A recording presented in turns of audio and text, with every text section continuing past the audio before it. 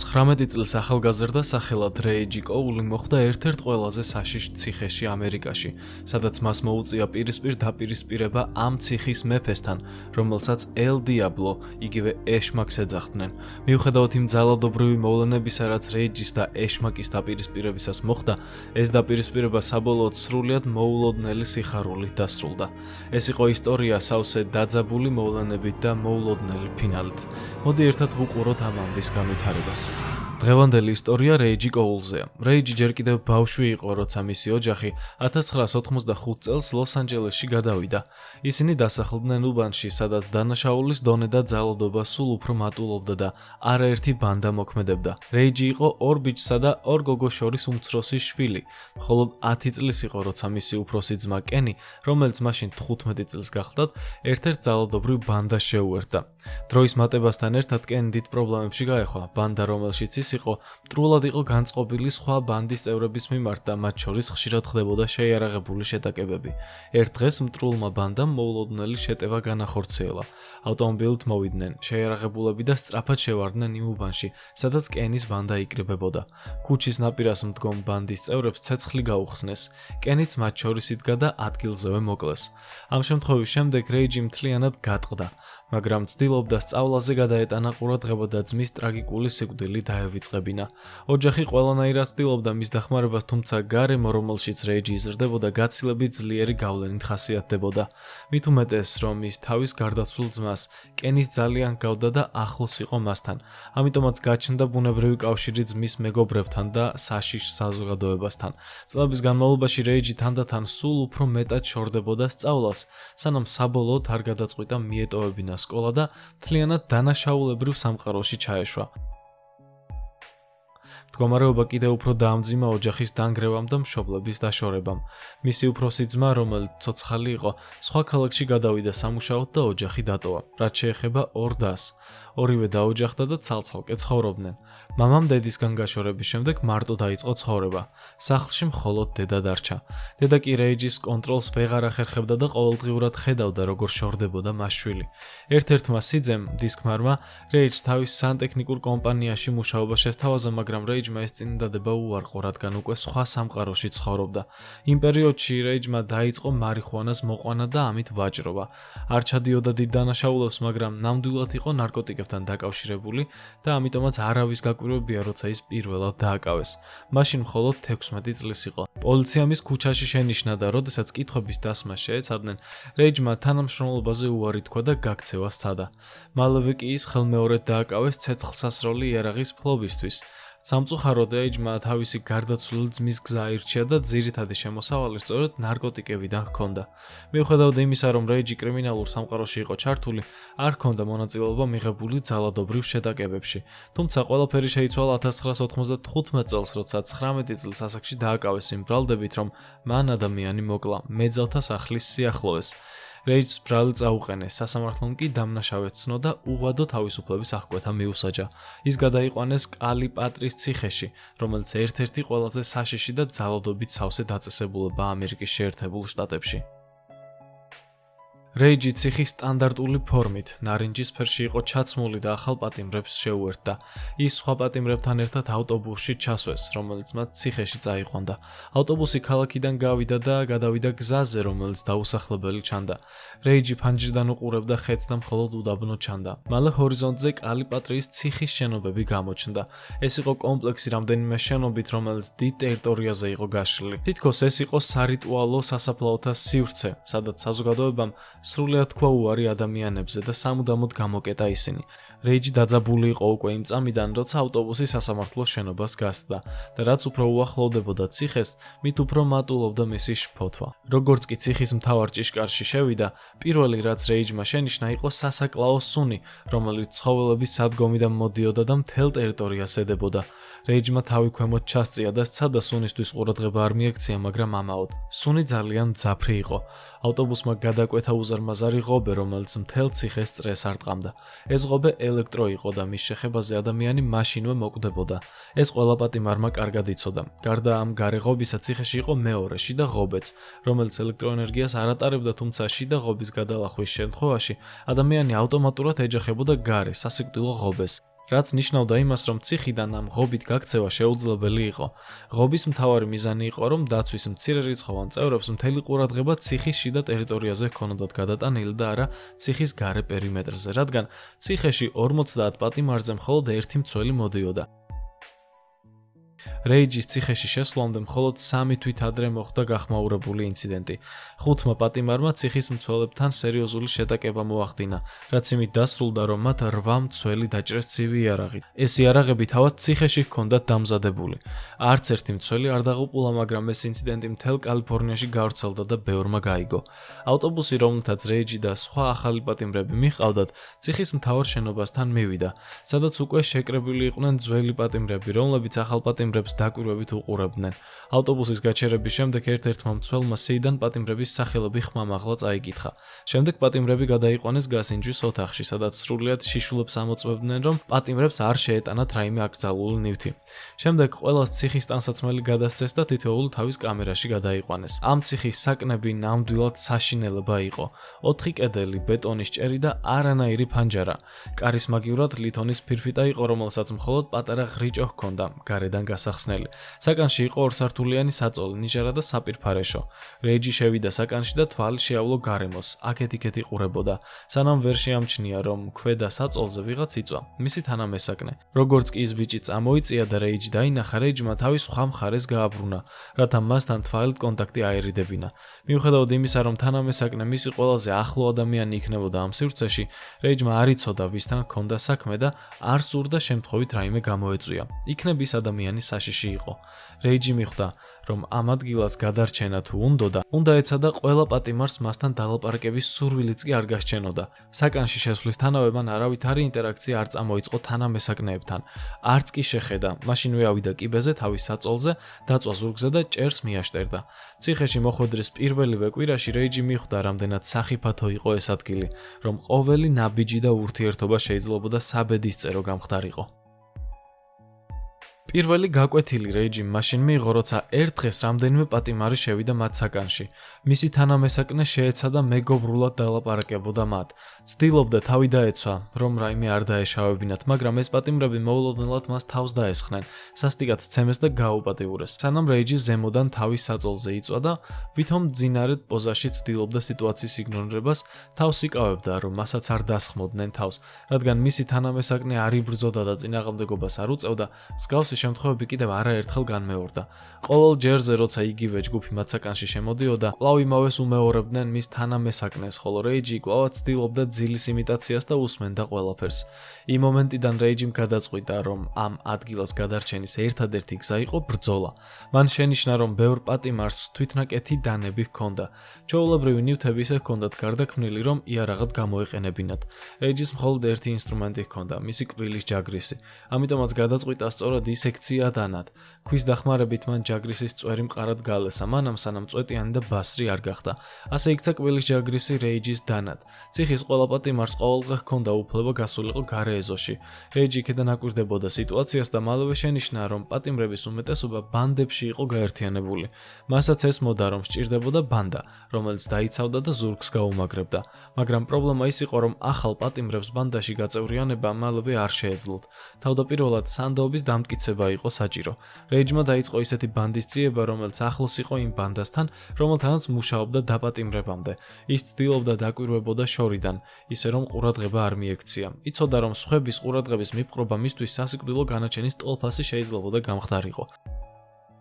მიუხედავად იმისა, რომ ყველანაირად ცდილობდა კონფლიქტების არიდებას, ერთ დღეს, როცა ეზოში სეირნობდა, რამდენიმე პატიმარმა მოულოდნელად შეავიწროვა და ალყაში მოაქცია. აშკარა იყო, რომ ეს იყო ბანდა. მათგან ყველაზე დიდი ლიდერი მიუახლოვდა რეიჯის, ყელში სწვდა და ეზოს შემოგარენის ღობეზე მიაგდო. რეიჯი გრძნობდა, როგორ იყო მიჭერილი ღობეზე და როგორ ადევნებდა ყველა პატიმარი თვალს ამ მომენტს. მან მაშინვე გაიხსენა ის ტანჯვა, რასაც მისი თანამესაკნე განიცდიდა. მიხვდა, რომ თუ ამ მომენტში არ იმოქმედებდა, მასაც იგივე ბედი ელოდა. ყველა დაინახავდა მას როგორც მარტივ ნადავლს, ამიტომ უნდა ებრძოლა. წამიერად ელვისის სწრაფით რეიჯმა ამოიღო თავისი კბილის ჯაგრისისგან გაკეთებული დანა და ყველაზე დიდ კაცს მუცელში დაარტყა. დარტყმის მიზანი მისი მოკლა არ ყოფილა, რადგან ასეთ შემთხვევაში ციხის ადმინისტრაცია მასზე უმკაცრეს ზომებს მიიღებდა და შესაძლოა სასიკვდილო განაჩენიც კი მიესაჯათ. დარტყმის მიზანი იყო სხვებისთვის ეჩვენებინა, რომ რეიჯი არ იყო ადამიანი, ვისაც გაბედულად შეიძლებოდა ძალადობა. ეს იყო გაფრთხილება ყველასთვის. დაჭრის შემდეგ ბანდა, რომელსაც ის ალყაში ჰყავდა მოქცეული, გაიფანტა. თავად ლიდერმა კი უკან დაიხია, რათა მეორე დარტყმა არ მიიღო. რეიჯის წინააღმდეგობა საკმარისი აღმოჩნდა იმისთვის, რომ ის საშიშ კაცად შეერაცხათ და პატიმრებს შორის სახელი მოიხვეჭა. ამ ინციდენტის შემდეგ ერთ-ერთმა ბანდამ, სახელად 49-მ, მას თავიანთი წევრობა შესთავაზა. რეიჯი მიაღწია იმას, რაც სურდა, მიიღო ბანდის წევრობა, რომელიც ზურგს გაუმაგრებდა, რადგან ამ საშიშ ადგილას გადარჩენის ერთადერთი გზა სწორედ ეს იყო. ბოლოს და ბოლოს მან ამ ციხის ჯუნგლებში თავისი ადგილს დაიმკვიდრა. მიუხედავად იმისა, რომ კალიპატრიის ციხეში არაერთი ბანდა არსებობდა, ყველა მათგანი ერთ ადამიანს ემორჩილებოდა, კაცს, რომელიც ამ ციხის მეფედ იყო ქცეული. ციხის ყველაზე ძლიერი და სასტიკი პატიმარი იყო უზარმაზარი კაცი სახელად ედი კლარკი, რომელსაც ელ დიაბლო, ანუ ეშმაკი შეარქვეს. ელ დიაბლოსთვის ეს ციხე უბრალოდ საცხოვრებელი კი არა, ბიზნესი იყო. ციხის შიგნით მუდმივად ხდებოდა ნარკოტიკებისა და აკრძალული ნივთების კონტრაბანდა და ყველა ეს ოპერაცია ელ დიაბლოს კონტროლის ქვეშ იყო. მან ციხის შიგნით საკუთარი ნარკო იმპერია შექმნა. პატიმრებსაც და მცველებსაც ეშინოდათ მისი და ცდილობდნენ თავი აერიდებინათ. თვით მცველებიც კი აღიარებდნენ მის გავლენას და მას განსაკუთრებულ პრივილეგიებს აძლევდნენ, რათა ციხეში სიმშვიდე შეენარჩუნებინათ. შეიძლება ითქვას, რომ ასეთი წესრიგი მშვიდობა, თუმცა საქმე ბევრად უფრო უარესად შეიძლებოდა ყოფილიყო. ამ ციხეში ყველა პატიმარი მკვლელობის ან ძალადობრივი დანაშაულის გამო იჯდა. ნებისმიერ მომენტში ყველაფერი ჯოჯოხეთად შეიძლებოდა ქცეულიყო. ამიტომ მცველები მაქსიმალურად ცდილობდნენ მშვიდობის შენარჩუნებას. მათთვის ელ დიაბლოს მიმართ დათმობა და პრივილეგიების მიცემა ამ შიდა ბალანსის შენარჩუნების ერთადერთი საშუალება იყო. შედეგად ელ დიაბლოს ციხეში სრული კონტროლი ჰქონდა. არც ერთი პატიმარი და არც მცველი ვერავინ ვერ ბედავდა მის წინააღმდეგ წასვლას. რაც შეეხება რეიჯს, ის კმაყოფილი იყო თავისი მდგომარეობით და თავის ბანდასთან თავს დაცულად გრძნობდა. მას მარტო უსაფრთხოების შეგრძნება კი არა, ადამიანური ღირსებას დაუბრუნდა. შეეძლო ბანდის წევრებთან ერთად ეთამაშა კალათბურთი ან უბრალოდ ეზოში მჯდარიყო და დაესვენა. გარშემო ისეთი ადამიანები ჰყავდა, რომლებთანაც თავს მშვიდად გრძნობდა და ისევე როგორც ყველა სხვა პატიმარმა, რეიჯმაც იცოდა, ელ დიაბლოსთვის თავი უნდა აერიდებინა და მისი ყურადღება არასდროს მოეზიდა. ყველა მიცოდა ელ დიაბლოს ამბავი. მიუხედავად იმისა, რომ ჯერ მხოლოდ 34 წლის იყო, უკვე 20 წელი ჰქონდა ციხეში გატარებული. ჯერ კიდევ 13 წლის ასაკში, როდესაც არასრულწლოვანთა ციხეში მოხვდა, მან იქ ერთ-ერთი თინეიჯერის სასტიკად ცემა სიკვდილამდე. ან ბავშვობიდანვე იყო სასტიკი. 18 წლის რომ გახდა და არასრულწლოვანთა დაწესებულება დატოვა, მაშინვე დაბრუნდა ბანდების სამყაროში. სულ რამდენიმე თვეში კი ხელმეორედ დააკავეს. ჩაამტრია ხანს შესული ქალის სახლის კარი, იძალა და მასწემ და მოკლა მისი შვილი. შემდგომში კი ისიც. ამის შემდეგ მას უვადო პატიმრობა მიუსაჯეს, ანუ ის ნამდვილად იმსახურებდა ეშმაკის ტიტულს. პრობლემა ის იყო, რომ ელ დიაბლოს ხასიათი ძალიან ცვალებადი იყო. შეეძლო მოულოდნელად ყველაზე ახლობელ ადამიანზეც კი შეტევა განეხორციელებინა. მის გვერდით ვერავინ გრძნობდა თავს უსაფრთხოდ და რადგან ის იყო ციხის მეფე, რასაც მოისურვებდა, ყველაფერს იღებდა. მომდევნო 2 წლის განმავლობაში რეიჯმა შედარებით მშვიდი ცხოვრება გაატარა ციხეში. ელ დიაბლოსგან თავს შორს იჭერდა და არც არავისთვის შეუქმნია პრობლემა. 4 წელი გავიდა მშვიდ გარემოში. ამ 4 წელში რეიჯმა თავისი ენერგია ფიზიკურ ვარჯიშში ჩადო, თავის სხეულზე და კუნთებზე მუშაობდა, რათა გამაგრებულიყო. და ასე დაკნინებული თინეიჯერი, რომელიც 19 წლის ასაკში ამ ციხეში შევიდა, 24 წლის გახდა ძლიერი, დაკუნთული და ენერგიით სავსე. საბედნიეროდ წლები ვარჯიშს დაუთმო, რადგან იმ მოვლენებისთვის, რაც მალე უნდა დაწყებულიყო, ეს ძალა ძალიან დასჭირდებოდა. ამ დროისთვის ელ დიაბლოს მდგომარეობა მნიშვნელოვნად გაუარესდა. ის ალკოჰოლზე დამოკიდებული გახდა და მუდმივად მთვრალი იყო. და როცა ძალადობა და სიმთვრალე ერთმანეთს ერწყმის, შედეგი ყველაფერზე უარესი შეიძლება იყოს. უკვე თავად ელ დიაბლოს უახლოეს გარემოცვასაც კი ეშინოდა მისი. საკმარისი იყო თვალებით არასწორად შეეხედათ, რომ ელ დიაბლო მათზე ფიზიკურად ან სექსუალურად ძალადობდა. მისი მდგომარეობა ყოველდღიურად უარესდებოდა და მიუხედავად იმისა, რომ რეიჯი 4 წელს განმავლობაში წარმატებით ემალებოდა მას, საბოლოო გადაკვეთა მაინც მოხდა. 2000 წლის ოქტომბერში პატიმრები ეზოში იყვნენ. ერთ-ერთმა პატიმარმა აიღო პატარა ქვა და ერთ-ერთ მცველს ზურგში ესროლა. ამის გამო მცველებმა ყველა პატიმარს უბრძანეს მიწაზე დაწოლა და დაიწყო მათი ჩხრეკა. ჩხრეკისას ერთ-ერთმა მცველმა ძირს დაინახა ხელნაკეთი დანა, ციხის ტიპიური საბრძოლო იარაღი. ყველაზე დიდი შანსია, რომ რომელიმე პატიმარმა ეს დანა ძირს დააგდო, რათა ჩხრეკისას მისი აღმოჩენა არ მომხდარიყო. მცველებმა ბოლომდე არ იცოდნენ, რომ ეს დანა ეკუთვნოდა ელ დიაბლოს ყველაზე ახლო თანაშემწეს და ყველაზე სანდო კაცს, სელმის. ერთმა მცველმა დაინახა ეს დანა და აიღო და ხმამაღლა იკითხა, ვისია ის, მაგრამ არავინ, არც ერთმა პატიმარმა სიტყვა არ თქვა. მიუხედავად იმისა, რომ ბევრმა პატიმარმა მშვენივრად იცოდა თუ ვისი დანა იყო. ვისიც არ უნდა ყოფილიყო, ეს იმას ნიშნავდა, რომ საკუთარი თავის სიკვდილისთვის უნდა გადაგეცა, თუ კი მას ჩაუშვებდი. ყველა პატიმარი აცნობიერებდა, რომ ელ დიაბლო რაღაცას აუცილებლად გააკეთებდა, რათა დაეცო თავისი თანაშემწე და ყველაზე ახლო მეგობარი. იმ მომენტში თავად ელ დიაბლოც იწვა მიწაზე სხვა პატიმრებთან ერთად. მან თავი წამოსწია და პატიმრებს დააკვირდა. ეძებდა ვიღაცას, ვისაც ბრალის დადებას შეძლობდა. შემთხვევით მისი მზერა რეიჯს მოხვდა. იმ დროს რეიჯი ციხის ეზოში საღებავის სამუშაოს ასრულებდა. ციხის ადმინისტრაცია პატიმრებს ხანდახან სხვადასხვა სამუშაოზე ასაქმებდა და ამჯერად რეიჯს დაევალა ციხის გარე კედლის შეღება. ისიც იწვა სხვა პატიმრებთან ერთად ხელში ჯაგრისებით და ზუსტად იგრძნო ის მომენტი, როცა ელ დიაბლოს მზერა მას შეაჩერდა. იგრძნო, რომ ის ცუდი რაღაცის გაკეთებას აპირებდა. ელ დიაბლომ ხელი აღმართა რეიჯისკენ და მცველებს უთხრა: აი ეს, ამდანის პატრონია. იმ რამდენიმე წამში რეიჯმა მომავალზე დაიწყო ფიქრი და გონებაში გამოთვლები გააკეთა. ახალი ბრალდება, იარაღის ფლობა. მისთვის არაფერ შეცვლდა ეს ყოველივე, რადგან ისედაც უადო პატიმრობა ჰქონდა მისჯილი, მაგრამ იცოდა, რაც ნამდვილად შეიცვლებოდა. ეს მისი ავტორიტეტი იყო ციხის შიგნით. თუ იგი შეეგუებოდა ამ ცრუ ბრალდებას, სხვა პატიმრები მას სუსტ ადამიანად აღიქვამდნენ და კვლავ ნადავლად მიიჩნევდნენ. ბევრს გაუჩნდებოდა გამბედაობა მის წინააღმდეგ. ამ მომენტში რეიჯმა გაიხსენა, როგორ გაუმკლავდა იმ უზარმაზარ პატიმარს პირველივე კვირაში და მიხვდა, ახლა უნდა გამკლავებოდა თავად ელ დიაბლოს. როცა მცველებმა მას დანაზე კითხეს, რეიჯის პასუხი იყო მკაფიო: არა, ეს არ არის ჩემი დანა. ეს იყო მხოლოდ ერთი მოკლე წინდადება, მაგრამ მისი სიცოცხლე სამუდამოდ შეიცვალა. ამ სიტყვების შემდეგ რეიჯი ყველას თვალში ოფიციალურად იქცა ელ დიაბლოს მტრად.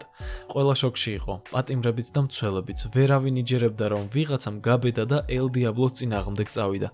რეიჯი მას პირდაპირ აღარ შეხვედრია, მაგრამ იცოდა, რომ უკვე ელ დიაბლოს სამიზნე გახდა. მომდევნო კვირების განმავლობაში ის მუდმივად მზადყოფნაში იმყოფებოდა. ყოველთვის ელოდებოდა, რომ ელ დიაბლო ან მისი რომელიმე კაცი ნებისმიერ წამს თავს დაესხმებოდა. ღამით ვერ იძინებდა მშვიდად და როცა ეზოში გადიოდა შესვენებაზე, მუდამ თვალს ადევნებდა ელ დიაბლოს და მის გარემოცვას. ცდილობდა მათგან რაც შეიძლება შორს ყოფილიყო. უმეტესად ისე დგებოდა, რომ მცველების სიახლოვეს ყოფილიყო ან ისეთ ადგილზე, საიდანაც კარგად მოჩანდა, რათა ელ დიაბლოს ჩასაფრება ვერ მოეხერხებინა. მაგრამ ერთი თვის შემდეგ, 2000 წლის ნოემბერში, ერთ დღეს, როცა რეიჯი ეზოში დადიოდა, შეამჩნია, რომ ელ დიაბლო პირდაპირ მისკენ მოდიოდა. იგი არც ჩუმად მოპარვას ცდილობდა და არც მოულოდნელობას, პირდაპირ გულწრფელად მოდიოდა. რეიჯიმ არ იცოდა, როგორ მოქცეულიყო. ელ დიაბლო უახლოვდებოდა, მერე წინ დაუდგა. მარცხენა ხელით მხარზე ხელი მოკიდა და მარჯვენათი წელში დანა ჩაარტყა.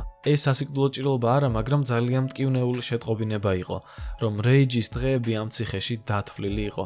ელ დიაბლომ დანას სხეულიდან ამოუღო, ბალახში გადააგდო და წავიდა. რეიჯმა ხელი მიიჭირა ჭრილობაზე, სისხლის დიოდა. არც ერთი პატიმარი, ვინც ეს დაინახა, არ ჩაერია. ყველამ თავის სხვა მხარეს გააბრუნა, თითქოს არაფერი დაუნახავთ. მცველებმაც კი არაფერი გააკეთეს. რეიჯი მთელი ძალით აწვებოდა ჭრილობას, რომ სისხლი შეეჩერებინა. ცოტა ხანში გაისმა ზარი, რაც იმას ნიშნავდა, რომ შესვენება დასრულდა და ყველა პატიმარი უნდა დაბრუნებულიყო თავის საკანში. სანამ ამას გააკეთებდნენ, ყველა გარე კართან რიგში ჩადგა, რათა ჩხრეკა ჩატარებულიყო. ეს იყო პროცედურა, რომელიც ყოველთვის ტარდებოდა შესვენების შემდეგ. ყველა პატიმარი რიგში იდგა. ელ დიაბლო წინა მხარეს იყო. რეიჯი კი დაახლოებით 3-4 კაცით უკან იმყოფებოდა. ის ჯერ კიდევ ხელს აწვებოდა ჭრილობას და ცდილობდა მცველებისთვის მის დამალვას, მაგრამ მხოლოდ ჭრილობა არ იყო ის, რასაც მალავდა. რეიჯი მალავდა დანასაც. რომელიც ეზოში ჰქონდა დამარხული. მან წინასწარ გათხარა პატარა ორმო და იქ დამალა თავისი ხელნაკეთი დანა იმ შემთხვევისთვის, თუ კი ოდესმე დასჭირდებოდა. ეზოდან გასვლამდე ცოტა ხნით ადრე მან ამოიღო ის და ჯიბეში ჩაიდო. როცა ელ დიაბლო მცველთან მივიდა, რომელმაც დაიწყო ჩხრეკა, ჯერ წინა მხარეს, ხოლო შემდგომში ზურგის მხრიდან, ელ დიაბლო შებრუნდა და თვალებით უკან მდგომ პატიმრებს შეხედა. რეიჯი ერთ-ერთ მათგან შორის იდგა. ელ დიაბლო დასცინოდა და ზიზღით უყურებდა მას. იმ დროს, როცა მცველი ჯერ კიდევ ჩხრეკას აგრძელებდა, რეიჯი, რომელსაც ხელი ჯერ კიდევ ჭრილობაზე ჰქონდა მიდებული, უცებ გამოვიდა რიგიდან. ელვისი სწრაფით გაექანა ელ დიაბლოსკენ, ხელი მაღლა ასწია და პირდაპირ ყელში ჩაარტყა დანა. ყველა გაშეშდა, ვერავინ იჯერებდა, რაც მათ თვალწინ მოხდა. ელ დიაბლომ თვალები ფართოდ გაახილა შოკისგან. ეს შოკი მალევე ტკივილში გადაიზარდა და მისი გოლიათის სხეული უკან გადავარდა.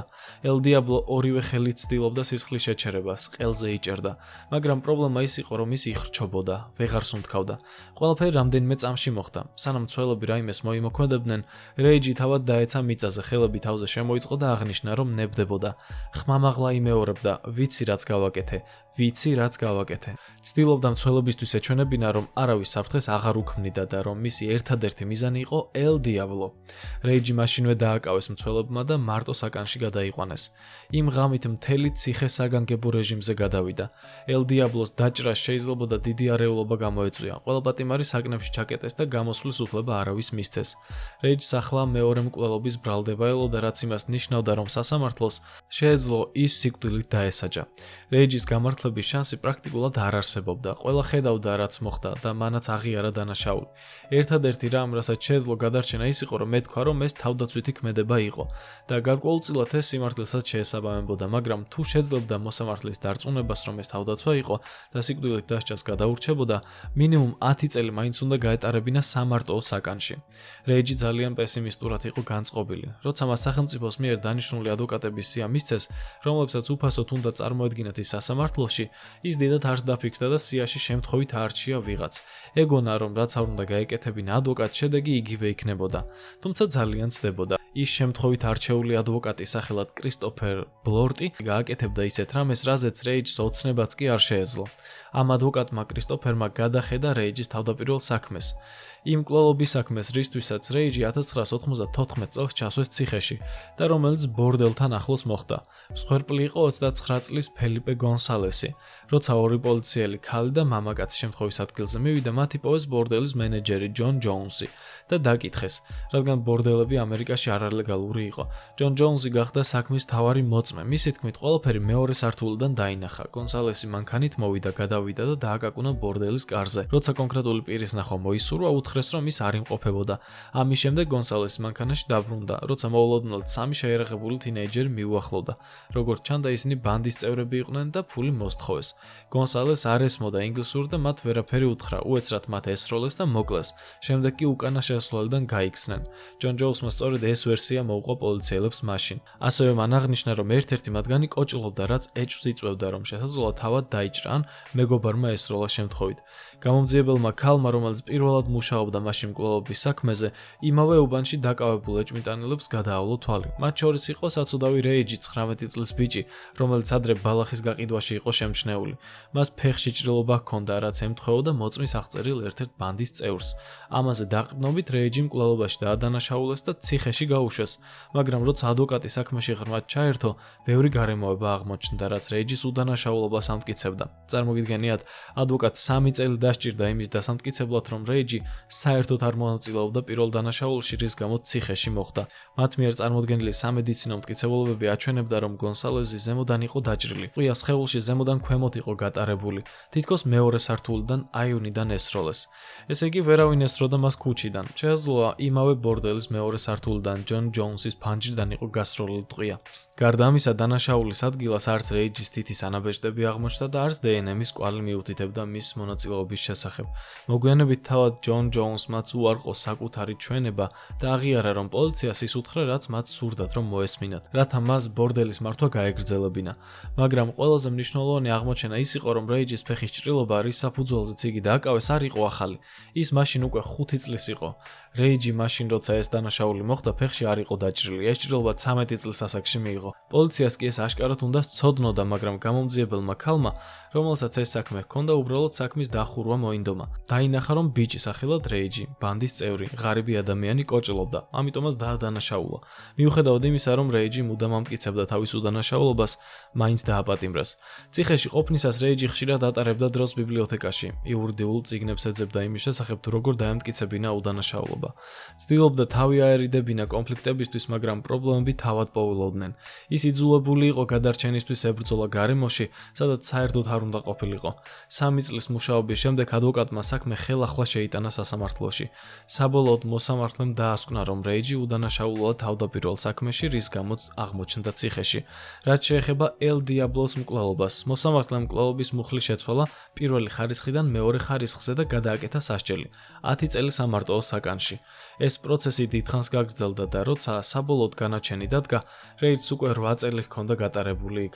ამიტომაც მხოლოდ 2 წელი რჩებოდა გასათავისუფლებლად. რეიჯმა კიდევ 2 წელი გაატარა საკანში და საბოლოოდ 2009 წელს გაათავისუფლეს. სულ 16 წელი იყო ციხეში, აქედან 10 სრულ მარტოობაში. და მიუხედავად ყველა მძიმე პერიოდისა, რეიჯი ბედნიერი იყო თავისუფლებით. ციხიდან გამოსვლის შემდეგ მან სასამართლოში იბრძოლა თავისი უფლებების აღსადგენად. საბოლოოდ 2017 წელს ლოს-ანჯელესმა რეიჯს კომპენსაციის სახით $5,200,000 გადაუხადა. და რა თქმა უნდა, ფული ვერ ანაცვლებს იმ წლებს და ტკივილს, რაც მან გადაიტანა, მაგრამ მაინც აძლევს შესაძლებლობას დარჩენილი ცხოვრება ფინანსურად მშვიდად გაატაროს. ჩვენი დღევანდელი ისტორია დასასრულს მიუახლოვდა. გმადლობთ, რომ ამ ვიდეოს თავიდან ბოლომდე უყურეთ. აუცილებლად დაალაიქეთ და დატოვეთ კომენტარი. მე შემდეგ ვიდეომდე გემშვიდობებით. დროებით.